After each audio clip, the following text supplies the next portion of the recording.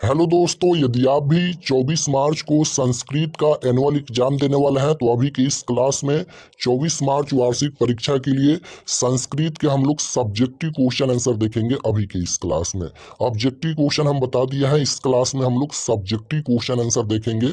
यहाँ पर देख सकते हो एनुअल एग्जामिनेशन 2025 क्लास 9th ये संस्कृत का क्वेश्चन पेपर है और इस क्लास में हम लोग सब्जेक्टिव क्वेश्चन देखेंगे। विषय कोड 105 रहेगा संस्कृत का। संस्कृत का एग्जाम पूरे 100 नंबर का होगा और समय मिलेगा 3 घंटा 15 मिनट का। तो आइए पहला नंबर क्वेश्चन देखते हैं सब्जेक्टिव का। तो यहाँ पर सबसे पहले लघु उत्तरीय प्रश्न है, देख सकते हो लघु उत्तरीय प्रश्न का उत्तर लिखा गया है। तो पहला नंबर क्वेश्चन है कि प्राचीन काल में ग्रामीण जीवन कैसा था। यहाँ पर क्वेश्चन पर ध्यान दीजिएगा और इसका आंसर क्या होगा इस पर ध्यान दीजिएगा। प्राचीन काल में ग्रामीण जीवन कैसा था, ये सभी प्रश्न को आपको नोटबुक पर लिखकर याद कर लीजिएगा। लास्ट में हम बता देंगे इसका पीडीएफ कैसे प्राप्त कर सकते हैं। तो इसका उत्तर लिखिएगा कि प्राचीन काल में ग्रामीण जीवन मुख्यतः कृषि पर आधारित था, जहां लोग सरल और आत्मनिर्भर जीवन जीते थे। गांव में समुदाय और स्वशासन भी भावना मजबूत थी और लोग धार्मिक और यहाँ पर आध्यात्मिक मूल्यों को महत्व देते थे। तो इसका आंसर यहाँ तक लिखना है। क्वेश्चन नंबर 1 का राइट आंसर यहाँ तक लिखना है, याद रखिएगा। क्वेश्चन नंबर 2 पूछा गया है कि वेद का परिचय दे। वेद का परिचय दे, तो इसका उत्तर लिखा गया है यहाँ पर। वेद संस्कृत भाषा में ज्ञान या विद्य जनता से निकले शब्द से बना है, जो विश्व के सबसे प्राचीन धार्मिक और दार्शनिक ग्रंथों में से है, जिसमें ऋग्वेद, यजुर्वेद, सामवेद और अर्थवेद शामिल है। तो इसका आंसर यहाँ तक। क्वेश्चन नंबर 3 पूछा गया है कि साधु और असाधु में अंतर स्पष्ट करें। साधु और असाधु में अंतर लिखना है। तो इसका उत्तर लिखा गया है कि साधु वह होता है जो सत्य, अहिंसा, समय, स्वयं और परोपकार के मार्ग पर चलता है, जबकि असाधु दुर्गुणों से युक्त, अधर्म और स्वार्थ की प्रकृति रखने वाला होता है। तो यहाँ तक इसका उत्तर लिखना है।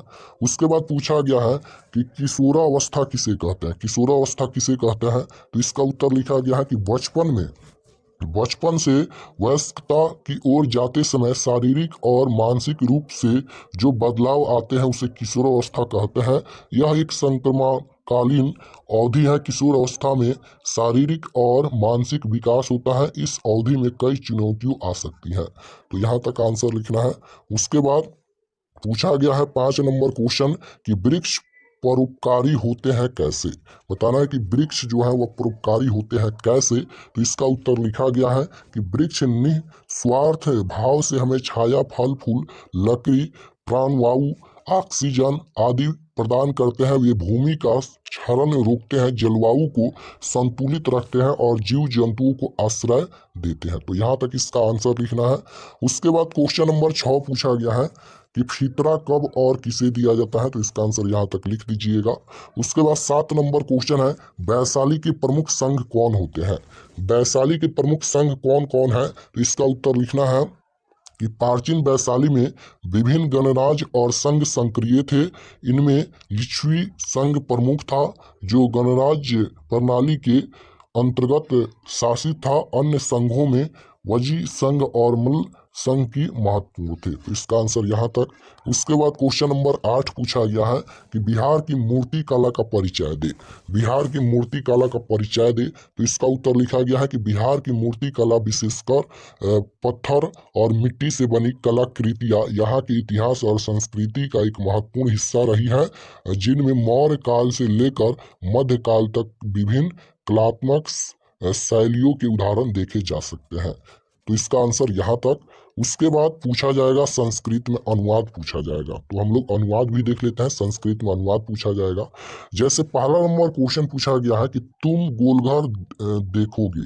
तो इसका यहाँ पर उत्तर लिखा गया है, यानी संस्कृत में अनुवाद किया गया है त्वा गोलघर दक्ष्यसि। उसके बाद संस्कृत देवभाषा है, तो संस्कृत देवभाषा अस्ति। उसके बाद और ये अनुवाद 10th क्लास में भी पूछा जाता है संस्कृत में। उसके बाद है परिश्रम के बिना सफलता नहीं मिलती है, तो परिश्रम बिना सफलता न लभते। उसके बाद है कि सुहन बाघ से डरता है, तो सुहन ब्रिघ्यात विभेति। उसके बाद है राम रमेश पढ़कर खेलेगा। तो इसका उत्तर लिखा गया है पटना बिहार की राजधानी है, तो पटना बिहार से राजधानी अस्ति। उसके बाद है कि कक्षा में रवि छात्रों में श्रेष्ठ है, कक्षाया रवि छत्रसु श्रेष्ठ अस्ति। उसके बाद है कि मैं नवम वर्ग का छात्र हूँ, तो अह नवम छाया छात्र अस्ति। उसके बाद है विद्यालय के दोनों ओर वृक्ष हैं, विधालस्य उभयतः वृक्षा संति। तो यहाँ तक हो गया अनुवाद। उसके बाद अनुच्छेद पूछा जाएगा, याद रखिएगा अनुच्छेद पूछा जाएगा, और अनुच्छेद भी क्लास 10th में पूछा जाता है। तो यहाँ पर देखिए क्वेश्चन अनुच्छेद क्या पूछा गया है, गंगा नदी पर, गंगा नदी पर पूछा गया है अनुच्छेद। तो इस तरह से पॉइंट देकर भी इसका आंसर लिख सकते हैं, या फिर यहाँ से भी लिख सकते हैं, कोई दिक्कत नहीं है। तो यहाँ से शुरुआत करना है। भारतवर्ष नदीसु गंगा नदी श्रेष्ठा वर्तते, गंगा नदी हिमालयात प्रभृति बंगोप सागरे पतति। इस तरह से इसका आंसर लिखना है यहाँ तक।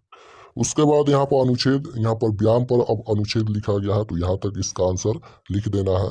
उसके बाद अनुच्छेद लिखा गया है अस्माकम मम विद्यालय पर, यहाँ पर अनुच्छेद लिखा गया है, इसका भी आंसर लिखना है। उसके बाद क्वेश्चन ये पूछा गया है कि 5 दिनों के अवकाश हेतु विद्यालय प्रधान को एक आवेदन पत्र संस्कृत में लिखना है। संस्कृत में यहाँ पर आवेदन पत्र लिखना है, तो इस प्रकार से इसका आंसर लिखिएगा। श्रीमान प्रधानाचार्य RDV हाई स्कूल पटना, कुछ इस प्रकार से इसका आंसर लिखिएगा। श्रीमान इस तरह से यहाँ पर देख लीजिए, यहाँ तक इसका आंसर लिखिएगा। उसके बाद फिर यहाँ पर क्वेश्चन पूछा गया है कि अध्ययन की प्रगति के विषय में अपने पिता को एक पत्र संस्कृत में लिखे। तो यहाँ पर संस्कृत में अपने पिता को एक पत्र लिखना है, तो इसका भी यहाँ पर उत्तर लिखा गया है, इस प्रकार से देख लीजिए। यहाँ पर लास्ट में डेट लिख दीजिएगा, अपना नाम भी यहाँ पर लिख दीजिएगा, और नवम कक्षा ये भी लिख दीजिएगा। तो इतना ही क्वेश्चन है, इतना का हम आंसर बता दिए। आप लोग एक बार और इसको रिवीजन कर लीजिएगा, और रिक्वेस्ट है कि आप लोग कॉपी पर लिखकर इसको एक बार याद कर लीजिएगा, प्रैक्टिस कर लीजिए।